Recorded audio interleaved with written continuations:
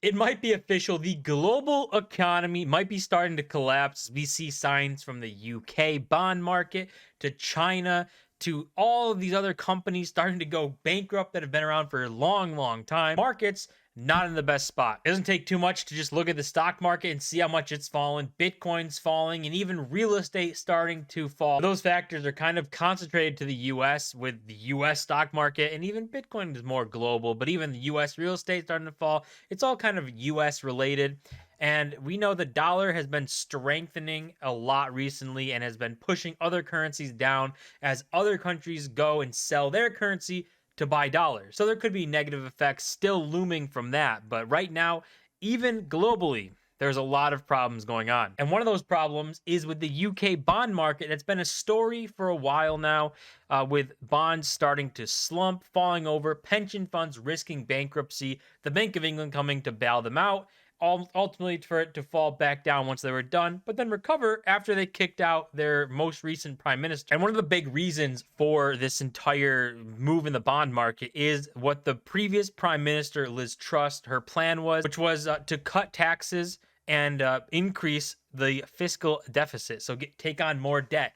And in the regular business world, that's just not going to work. If you have revenue here and you have your debt here and you want to reduce revenue and increase debt, that's not really a formula for success. And you can see exactly what it did. Created a panic in the market, sending the British pound to an all-time low and prompting a collapse in government bond prices. That's what forced the Bank of England's hand. And we know the Bank of England came in, bought up all these bonds, said unlimited buying for 3 days. They've since been out, and the bond market has pretty much recovered after they left, after they kicked out Liz Truss and, scrapped her plan to cut revenue and increase debt. You see the quote too: the purpose of these purchases will be to restore orderly market conditions. The purchases will be carried out on whatever scale is necessary to affect this outcome. So you can just see that kind of the Bank of England saying they're going to do whatever is needed to pump up these markets and maintain these markets, because they're at the brink of pension funds going absolutely bankrupt, and that's like a 1 point something trillion-dollar market. So seeing that go belly up, probably not the best thing. If you haven't seen this part too, creeping up, and this is a good explanation, kind of seeing that economic theorists have long warned that over time, governments can slowly establish influence over central banks, essentially by running up very large deficits, a phenomenon known as fiscal dominance. And we're seeing that a lot more, where the government has much more control over the Fed in all countries. In this case, it's the UK and the Bank of England.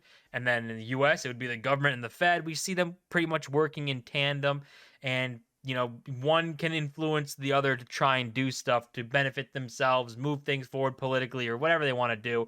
But it has been like this over time, where what's supposed to be a private individual type of firm is now influenced by the government of whatever country it's in. And just look at the gilt price. This is basically the treasury, like a treasury price. It's a bond, the UK bond, 30-year bond. You can see this first plummet right here is where the initial problems came in, where the Bank of England came in, bailed everyone out, it pumped up, and then the Bank of England said, we're not doing this past this date, and it fell back down.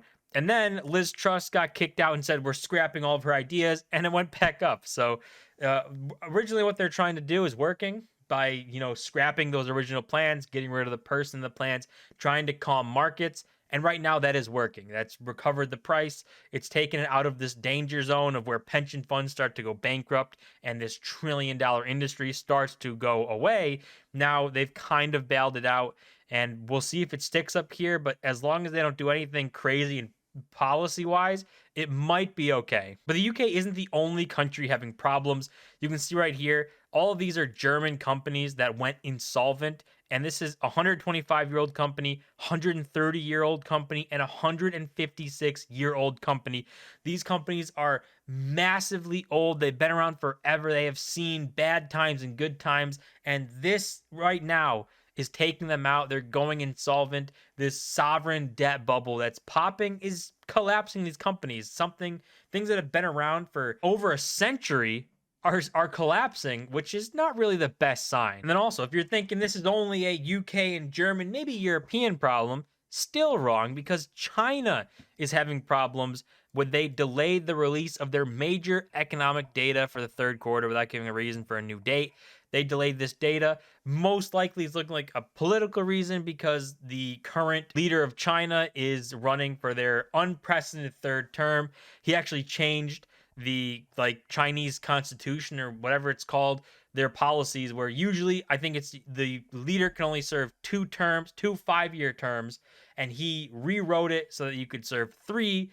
So at the end of this 5 years, so in 2027, let's see if he changes the wording again to say you could run for 4 terms. Let's just see if he keeps tacking on things. That'd be kind of interesting. But you can see China, they put this data on the back burner because it's probably not very good and probably puts them in a bad light and will put him running for office again in a bad light if the expectation that this report didn't even meet those and they're just catastrophic results, which is perfectly possible with their zero COVID policy. It's just China's doing a lot to stop their economy and shrink their economy, contract everything in the name of no COVID. And that's just kind of the way that they're going down. So you can see the main reason right here, the release would have coincided with the week-long Congress in Beijing, where Chinese leader Xi Jinping went on to secure a third term and filled top leadership positions exclusively with his allies. That's that's the only reason it didn't come out, is politically, which obviously is wrong if you're pushing things to the back burner to make sure that you get in office. Any country that's wrong, but China, I mean, it's China. I think people are going to chalk it up to that. But obviously this is the main reason that the data didn't come out. He wanted to get his third term in. And you can see even the release of his key economic data just after the Congress adds up to concerns that Xi politics will increasingly trump economic priorities. And that's probably a fact. China is putting the economy in the back burner and putting politics up front. And maybe he's running on a health kind of kick to say zero COVID and his health response is more important. But right now, 1 in 5 Chinese youth have no job or an unemployment. The economy is destroying, and that means people's lives get destroyed, and all in the name of looking good politically. And just a weird claim to come out of China, saying Xi said that the global economy needs China, and the world's second largest economy has great resilience, potential, and latitude. It's moving away from that right now. A lot of the big companies like Apple and people who produce in China are moving out of China because of these policies. Apple's moving a lot of production to other countries. They're making their supply chain not so dependent on China, because if it's so dependent on China, we saw what happens when China shuts down, everything shuts down. So with the moves they made, they're kind of making the world less dependent on China and more just spreading out supply chains to everywhere in the world.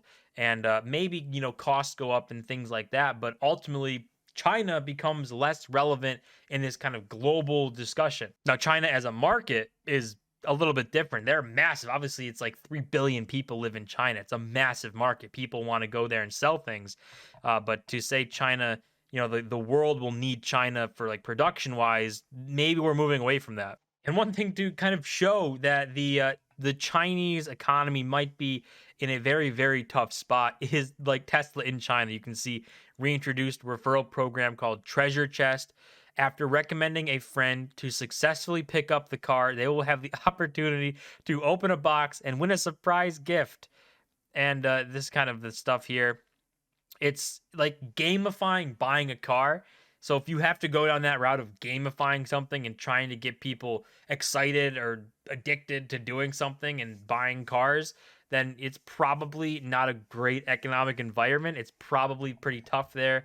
And you gamifying stuff kind of shows you have to add other things, put gimmicks in there to try and push product or even just get people interested. So we all know markets across the world not having a good time, countries across the world not having a good time, with the UK on verge of collapse with their bond market, Germany having their oldest companies collapse, China having problems on its own, and even Japan with its own problems in its forex market and bond market. It's just a lot of things going on and things not looking good globally. So we'll see how it all plays out and if these countries try and recover and what they have to do to recover. But right now, it's looking a little shaky for the entire global economy. But that's going to do it for this video. As always, don't forget to smash the like button and subscribe. We're to 1,000 subscribers. See you guys in my next